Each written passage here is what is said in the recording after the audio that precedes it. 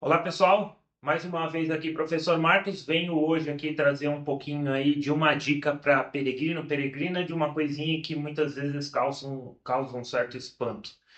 Vamos falar um pouquinho sobre chuva. Como é que você peregrina ou você peregrina, você encara a chuva para fazer a sua trilha, seu hiking, seu trekking? Tem algumas dicas importantes aí que a gente pode utilizar, algumas coisinhas que a gente pode se preocupar na hora de a gente fazer a nossa trilha e a gente se programar para fazer aí a nossa peregrinação na chuva, tá? A primeira coisa que a gente pode aí se programar e a gente pode aí se preparar para a gente fazer a nossa peregrinação, tá?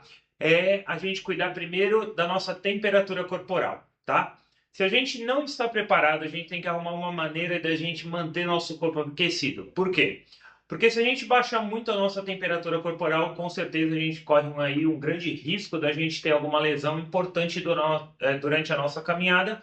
Fora isso, a nossa hipotermia, que vai levar a gente aí ter aí um problema muito sério de saúde, tá? Então, muito importante a gente manter seco o nosso corpo. Nem sempre isso daí a gente consegue fazer com uma certa facilidade, porque nem todo mundo consegue se adaptar aí a usar uma capa de chuva, ou a usar às vezes aí uma jaqueta impermeável, coisas do tipo, tá? Não estou aqui dizendo que é obrigatório ter, nem que você precisa ter ambos ou ter algum ou outro, mas sim que sempre que você leve algo na sua programação aí, quando você vai fazer uma peregrinação, que você leve em considerações, né, como estão as condições climáticas naquela época. Isso daí é muito importante. Como você se programa isso? Planejamento é a coisa mais importante que você tem que fazer, tá?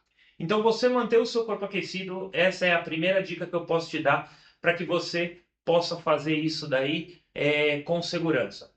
A segunda coisa que a gente tem que se preocupar é aquecer o nosso corpo sempre antes da gente sair para essa caminhada. Isso a gente faz com alongamento dinâmico, tá? Então a gente aquecer com movimentos repetitivos aí as nossas articulações, principalmente as nossas articulações das pernas, nossos joelhos, nossos tornozelos, quadril, tá? Por quê? Porque isso daí vai fazer com que a gente mantenha aquecida a nossa região, onde a gente vai utilizar muito durante a caminhada, tá? Fazendo com que a gente não tenha problema de uma distensão muscular, não tenha problema do entorse e a gente não tenha nenhum estiramento aí durante a nossa caminhada, devido a gente pegar em um terreno que muito provavelmente a gente vai ter lama, terra e a gente vai pegar ele também escorregadio. Então essa é a segunda dica, você fazer um aquecimento antes de sair para caminhar. Tá, poxa, Marcos, mas eu não tenho às vezes um espaço apropriado. Às vezes do lado da sua cama, ou às vezes mesmo até deitado na sua cama, você já consegue fazer isso daí. Você já consegue fazer movimentos onde você abaixa e levanta a perna, onde você dobra e estende os joelhos, fazendo repetições aí que não sejam bruscas, mas que você vai aquecendo o seu corpo. E isso daí vai fazendo com que você já se previna para que você consiga fazer a sua caminhada com maior segurança. Por quê? Imagina você estar caminhando e de repente você pisa numa descida ou numa subida e pisa numa pedra, essa pedra vem a deslizar. Por quê? Porque você está num terreno aí de lama ou de terra muito molhada ou de grama e o seu pé deslize. Nesse momento você pode aí ter um estiramento na região da virilha, na região de pubis, e aí você tem um estiramento. Por quê? Porque você não está com uma musculatura aí aquecida que não te preparou justamente aí para uma intempérie aí que você vai ter durante a sua caminhada. Então isso daí é muito importante, tá? Segunda coisa é os pés. Manter o máximo dos pés secos. Por quê? Porque pé úmido, caminhada, atrito. Leva a gente ao quê? Bolha nos pés, tá? Então é muito importante que a gente, se possível, vá trocando as meias conforme as nossas paradas, tá? Tem gente que prefere fazer a sua trilha com bota, tem gente que prefere fazer a sua trilha com tênis, tem gente que prefere fazer de papete. Não importa, não existe um calçado adequado. Existe sim aquele calçado que é confortável para você e é aquele que não lhe machuca. Você atendendo essas condições, que ele não lhe machuca e ele é confortável para você, todos estão certos.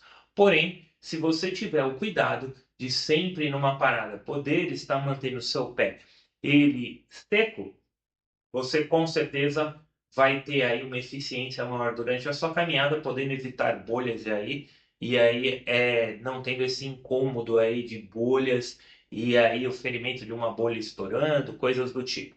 Uma dica que eu também posso dar em relação às bolhas é sempre que você fizer uma parada, se você puder aí refazer aí uma camada de um anti-atrito entre os dedos, isso ajuda muito.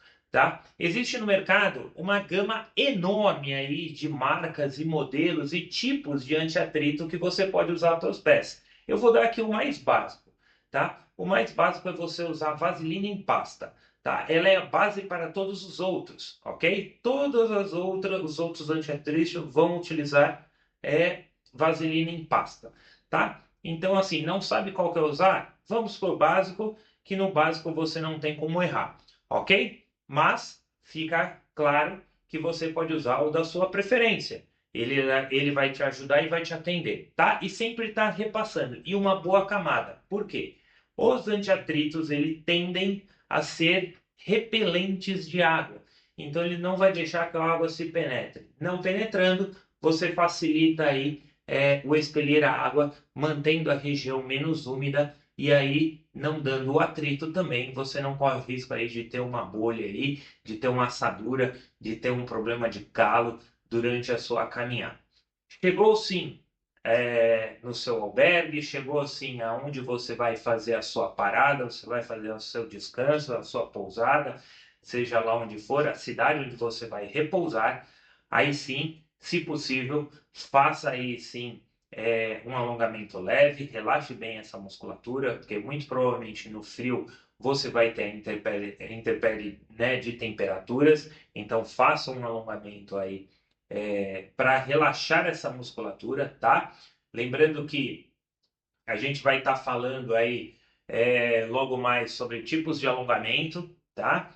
Então, faça um alongamento onde você relaxa a sua musculatura, faça uma massagem no pé, se você consegue fazer, faça uma massagem no pé, deixe aí o seu pé bem seco, bem arejado, não só isso, como o resto do seu corpo, que isso daí vai te ajudar, ok? Se você também usa stick, cajado, ou seja, se você leva aquele bastão de caminhada para suas trilhas, para suas caminhadas, para a sua peregrinação, ele tem uma função importante, não só na subida, como na descida, como na caminhada, como eu já falei em outros vídeos passados, qual que é a função do stick e como regulá-lo, tá? Ele também tem uma função importante, ele serve também para te ajudar para você não vir a ter quedas.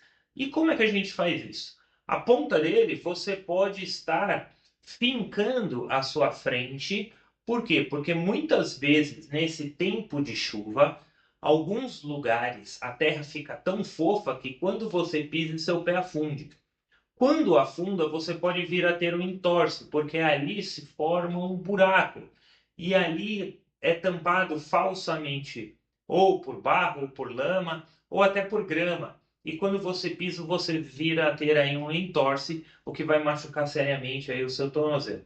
Você conseguindo lidar com isso, você utilizando esse stick para te auxiliar, você vai conseguir arrumar aí um terreno mais firme onde você tem uma terra mais batida, fazendo com que você caminhe com mais segurança e aí você consiga deslocar com mais, desenvolva mais essa caminhada aí com mais eficiência, tá bom? Então aqui são só algumas pequenas dicas, mas que podem te ajudar na sua caminhada durante a chuva, tá bom? Até o próximo vídeo.